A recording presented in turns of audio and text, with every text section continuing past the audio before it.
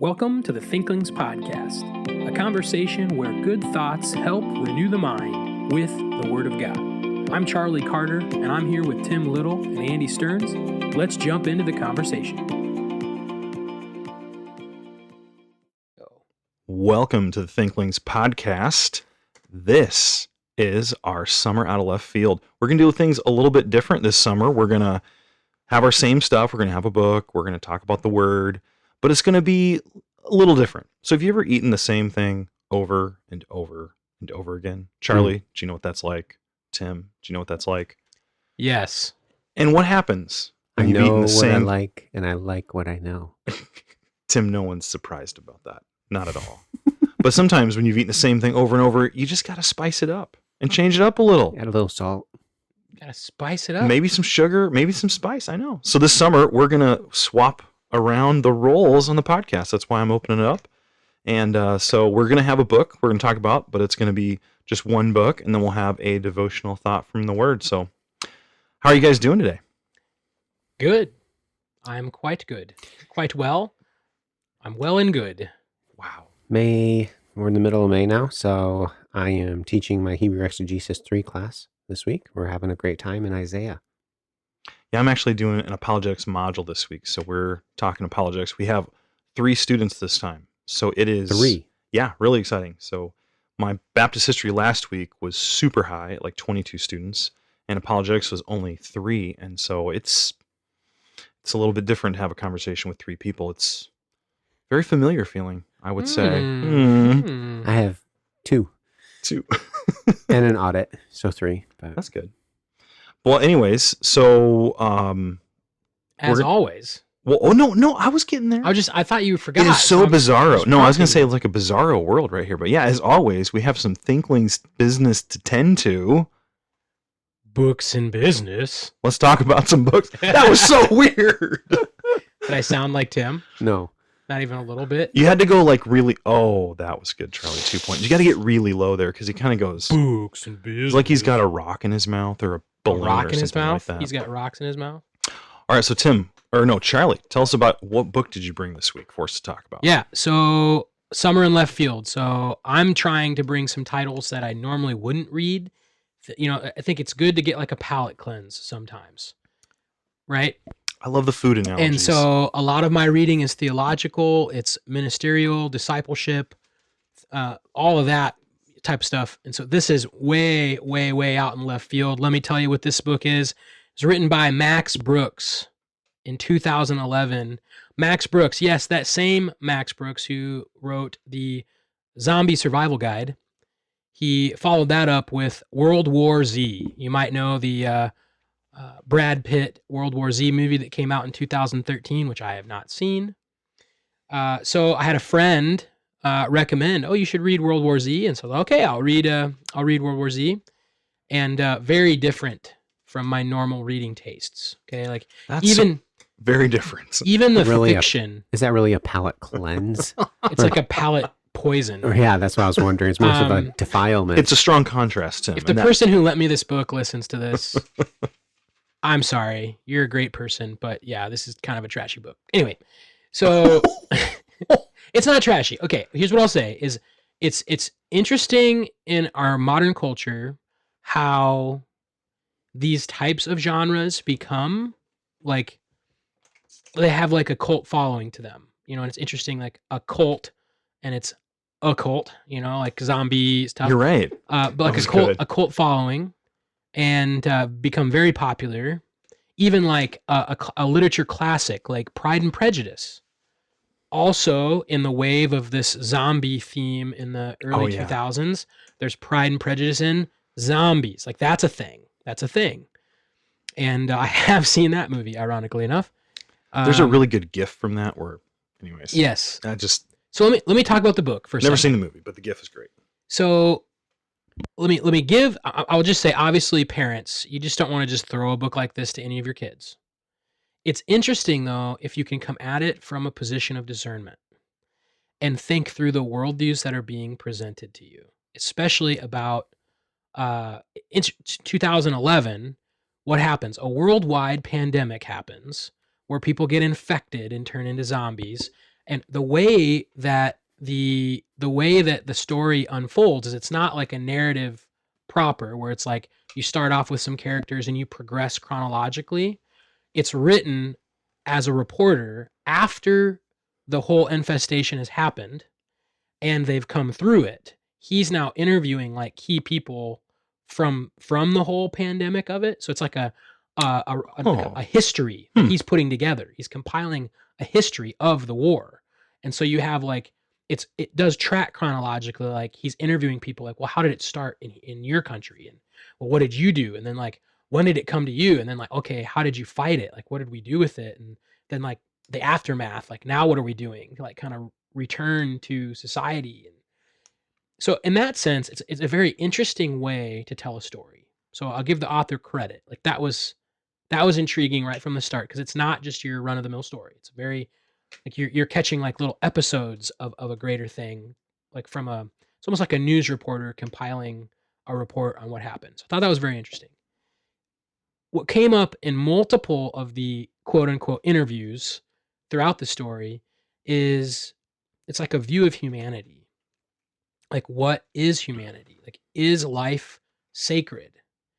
And it's interesting how there's in this dark, like everybody's dying, like everybody's like being infected. Like there's the governments who are trying to like contain this. And how are they doing that? Like it pretty much just like leave people for dead. Like they're gone. We can't save them. And I was waiting for a turn in the story to hit where it was like, oh, we have like a way to solve the problem. Like we can heal these people. Some kind of hope. Some kind of hope. And guess what the hope is? What? Kill them all. Oh, that's the hope. Oh, it's extermination. Yes. Wow. There isn't a hope of like a vaccine. There isn't the hope of like, it's like you survived, we kill the rest. And it's like, okay, now we try to rebuild society. It's a very interesting, if you could put it together, like it's worldview of what humanity is. And then again, like, where's the hope? Mm-hmm. Where's the hope? And the hope is very human centered. And so I probably have to read it again slowly and think through the statements that are being made. But it does present a very interesting, I think, secular, modern view of humanity. Mm. And so if you're wanting to read something out in left field, do we even want to recommend something like this? I don't really want to recommend it. But I do think there's a little value in maybe thinking it through. But, could you get someone to think through these worldview issues by reading a zombie book? Yes. Could you get them to think it through by reading like pagans and Christians? Mm-hmm. Well, there are some people that you might not be able to get to read pagans and Christians. So maybe you're like, hey, read this. And here's what I want you to think about when you read this. But obviously you have to be really careful with who you give a book to. So I don't know if I can actually recommend it. I'm just going to, maybe we just lay a blanket caveat over left field books is that we're not recommending any of them. Unless we expressly say we are. But, and so cause I don't want a parent to be like, Charlie recommended World War Z on the podcast and my son bought it. And dang, like I don't want that. Yeah. But I do think that there is, I would say that it challenged me to think through and discern like what worldviews are present. And then even tying it to our modern culture, we've come through a pandemic, a worldwide pandemic where governments started doing things and saying things, sometimes maybe deceitfully and harmfully. And, yeah, that's true. And it's actually interesting how in World War Z, they came out with these drugs that were supposed to keep you from getting infected. And it's a whole sham. And they knew it was not a real antidote or a real, what's the word I'm looking for? Vaccine. They knew it wasn't a real vaccine. You're horrendous. but they still sold it because they wanted to make money off of it. So it was a booster? Stop lots of it. booster shots. Come on. It's you can't read through it and not catch the ties. And this is 2011. Yeah, it was well before the before COVID. And so it's just interesting to read it in hindsight, coming through COVID. But anyway, so there's my book. No recommendation. Can I ask some questions about it? I got 2 questions for you. So is it a horror book? Is it horror? Or is it more just sci-fi? It definitely has vulgarity to it. Language, depiction of like killing and death. Okay. And and things. So that's again like very careful, very Like careful. very violent. Okay. You know, I mean, I think you can read it with discernment, but there are things there. Okay. But you know, I remember last summer I talked about Crow Jeremiah killer. The Johnson. And Crow Killer. guess what? Guess where he gets his nickname from? He cut out Yeah. livers of living people and ate them. So So here's my question then, and maybe we don't want to talk about this now, but for like a violence horror type genre, why do you think that appeals in our culture today? Like, what is the appeal? Do you have any thoughts on that? If you don't, we'll just move on. you reap what you sow. Okay. You sow to the wind, you reap the whirlwind. To use a couple of scriptural statements.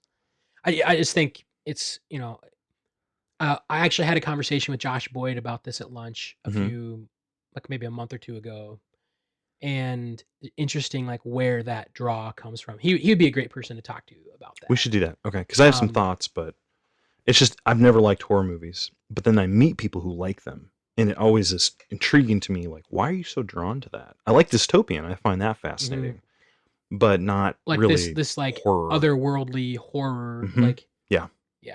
And then my second question is, when you're reading a book like that, do you have discernment questions you're asking?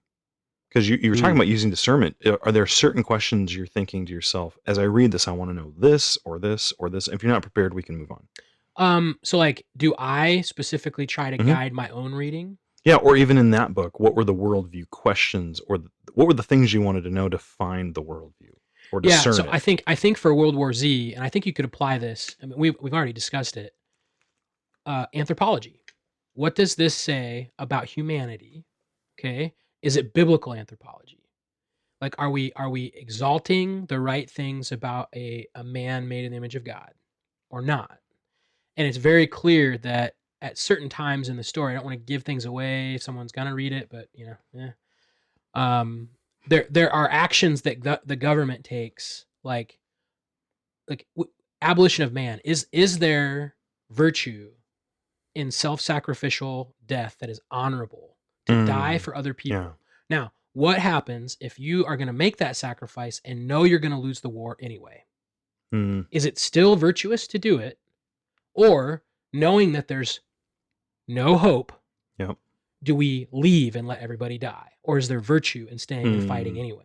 Okay. And there's a lot of scenes like that. Wow. And like, hey, no, you do not get to stay and fight. We're leaving. Like, actually, we're using these civilians as bait. Wow. So that we can live. So that we can put our plan together and actually the human race can survive. Okay. And there are people that are upset about that, and there are people that are not upset about that. There are some people that disobey the government's orders and go into hiding. And then the government finds out, and it's like, well, we're going to try and kill you because you abandon us. Wow. It's not an American government, by the way. It's a very Eastern communal communal government. Yeah. A lot of marks on it and stuff. Very clear marks on it. Okay, there we go. That was good. So it's those types, like thinking through the but then also Tim brought up this idea of hope, and it's like, what is the hope? You know, well, like in the hope for humanity in this book is like, well, we can kind of ditch our modern lives, go back to our roots, and pull ourselves up by the bootstraps. You know, but there's like the hope is to use. You know, if we talk about Pagans and Christians by Smith, the hope is very imminent. Like it's us, it's human spirit. We're the solution. Okay. And it's not like there's no one in control out there. It's so like where is there any sense of a transcendent God? And there isn't one. Yeah, and without one, then it's just me and it's just us. And it's interesting that you take a transcendent God out of the picture. This goes back to your question, Andy. Where do we get this type of stuff? This is Greek mythology. It's paganism. And the moment you stop focusing on truth that is up there, and your truth is your conscience in the immanent physical domain, this just comes out of everywhere. Because what we know is true of humanity is that we're broken and sinful, and that there are occult things that are real. Demons are real, and humans know it and suppress it. But then there's this, like, when all you focus on is humanity, it shouldn't surprise us that very pagan-y things come out. Okay. But that being said, I think the way he tells a story is very meritorious. Like, it's not just like, let me tell you a story about blood and guts and gore. the way he progresses is actually interesting to me. So it surprised me how it kind of drew me into it, the way he's telling the story. And there are virtuous characters, I think, a few exalted throughout the story. But why they're exalted, and it's like it's interesting. It's interesting to think through. So as I would go through each of those chapters, I would look at the people that the author, the one doing the reporting, he's interviewing all these people. Look at each of those people separately and think through, like, from their account, what are they telling you they believe about the world and humanity and hope? Ooh. And it's kind of like in The Great Yeah. Divorce, where you have all these separate conversations that kind of get kind of at the big point, but they're all separately different from each other. You could do that here too. You could look at each of the chapters as a distinct thing. Okay. But so there, I'll be done. That was way longer than I thought it would be. But Very World War interesting. Z, Okay. book out of left field, number 1. Number 1. All That right. was a good discussion, though. I think that Yeah. was really helpful for people. I liked it. All right, so I'm doing the devotional, and I'm in Exodus chapter 2. We're going to talk about a person who was drawn out of the water, and that's what his name becomes, Mr. Drawn Out of the Water. Who am I talking about? Moses. Moshe. Moshe. Sorry. I was using the Greek I pronunciation. know you were using the Greek. All right, so Exodus chapter 2 and verse 1. And a man of the house of Levi went, took as a wife a daughter of Levi. The woman conceived and bore a son. And when she saw that he was a beautiful child, she hid him 3 months. But when she could no longer hide him, she took an ark of bulrushes for him, daubed it with asphalt and pitch, put the child in it, and laid it in the reeds by the river's bank. And his sister stood afar off to know what would be done to him. And as you remember the story, the daughter of Pharaoh came by. She finds him and pulls the child out of the river, recognizing he's a child of the Hebrews. She calls a nurse, and his own mother ends up being the one taking care of him. And Pharaoh's daughter pays his own mother to provide for him. In verse 10, it states, And the child grew, and she brought him to Pharaoh's daughter, and he became her son. So she called his name Moses, saying, Because I drew him out of the water. Now, names are really important in the Old Testament. When you're working through an Old Testament passage, you need to take note of the names and the people named and who's not named. In fact, in Exodus chapter 1, there's this certain king. And he's identified in chapter 1 and verse 8 as a new king over Egypt. He's the new king. Now, who is that king? Do you think they didn't know what his name was? Does anybody know his name? Do we know who it No. was? I know there's theories, and they Yeah. critical scholars. I have a say couple one of books thing. I'd go and look at to Yeah. verify that. Then in verse 15, it says, Then the king of Egypt spoke to the Hebrew midwives. And some believe this is actually a different king than the king mentioned in verse 8. But neither of these kings' names are mentioned. But they were the kings. They were the pharaohs. They were the most important, the most prominent, the most powerful individuals. But their names are not there. And they're not there for a reason. Why do you think the names are not there? I mean, generally, when you're not named in Scripture, like the guy who wouldn't redeem Ruth, he's just Mr. No Name. That's sort of a bad thing, and you want your name to live on. So I would go in that direction, but maybe that's not it. That's exactly right. These guys were bad. And so guess what's omitted? Their names. In fact, at the end of Exodus, Sorry about that. Exodus chapter 1, we have these two midwives. And guess what? They disobey the king. They save the children. And they have names. Okay, so it's really important to pay attention to Hebrew text, who's named, who's not named.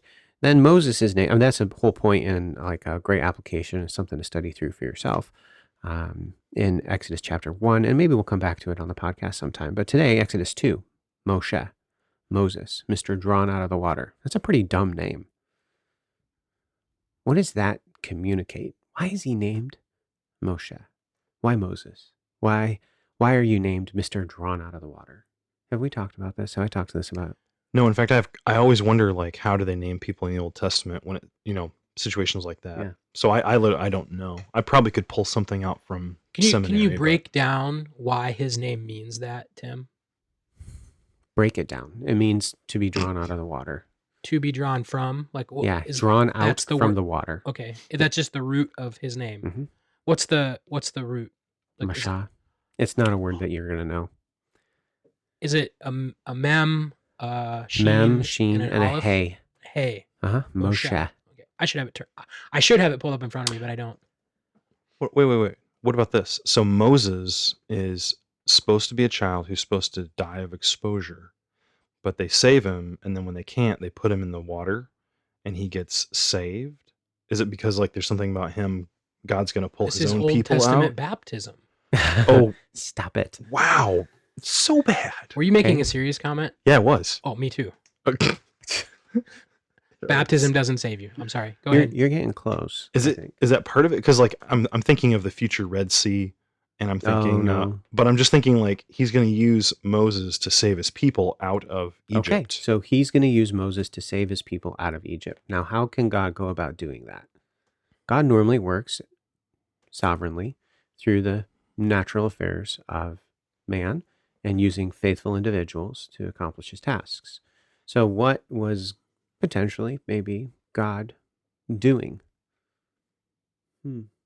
A sovereign God allows a Hebrew child to be drawn out of the water. So what's the significance of Mr. Moshe, of Mr. Moses? He's the guy that's drawn out of the water by Pharaoh's daughter. Who put Moses into the kingly court? What did Moses do to get placed into that position of power and authority? Oh, he did nothing. He was He was born. He was picked. drawn out of the Yeah, water. he was picked. That's the only reason. He was simply drawn out of the water. That's all he is. Who is this guy? drawn out of the water. He's drawn out of the water. That's all he is. He has nothing to do with it at all. So then the text continues in Exodus chapter 2 as Mr. Drawn out of the water grows up. And he sees these two Hebrew men fighting. You're familiar with this scene. So they're beating each other up. And I'm sorry. Let's see here. Let me just read the text. Verse 11, chapter 2, verse 11. Right after he's named, now it came to pass in those days when Moses was grown, that he went out to his brethren and looked at their burdens. And he saw an Egyptian beating a Hebrew, one of his brethren. So he looked this way and that way, and he looked, and he saw no one. So he killed the Egyptian and hid him in the sand. Now, of course, we've probably heard sermons about this, how Moses was usurping God's plan and killing this guy. What does the narrator have to say about Moses killing this Egyptian? Well, he doesn't really comment on it except for the fact that the next day, the Egyptians think he's going to do the same thing, or the Israelites think he's going to do the same thing to them. So now think through this. I'm going to keep reading now. Verse 13. And when he went out the second day, behold, two Hebrew men were fighting. He said to the one who did the wrong, why are you striking your companion? Okay, now what has the Hebrew narrative done here in Exodus chapter 2? It's no longer just the narrator giving the series of events. It's slowed down. We're getting the actual discourse. What is the narrator focusing on in this narrative? Is it the murdering of the Egyptian? No. It's focusing on the discourse between these Hebrew men.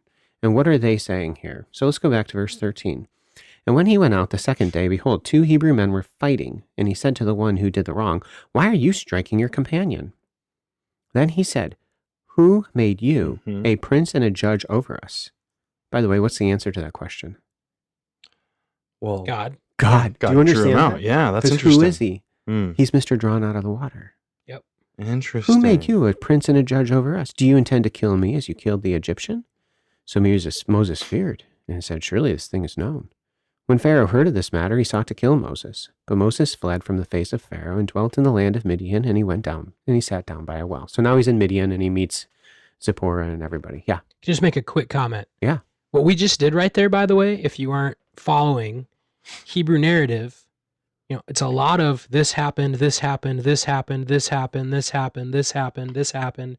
It's a lot of like third person statements. God said, Moses went, whatever. But the author slows down to give you direct speech. So that's why we're discerning that there's an emphasis being made. It's like the first interchange with the Egyptians. Guess what? There isn't. There isn't a slowing down of a communication. There's no direct speech.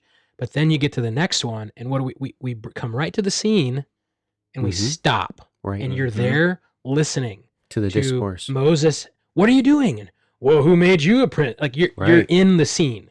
Hmm. That's the point of the narrative. So when you try to walk through an Old Testament narrative, and you're like, what's the point of this? One of the ways the author points out what his point is when he slows down. Exactly. Just wanted to make that really That's clear good. for Yeah. whoever's listening. That's awesome. And I learned that in my Hebrew exegesis class with Dr. Little over here. So. Now, when you think through what is the main idea, what is the author really driving at? What's the theological point that he's establishing in this passage? Well, Moses is just Mr. Drawn out of the water, and he has been placed in a position of authority and power over the Jewish people.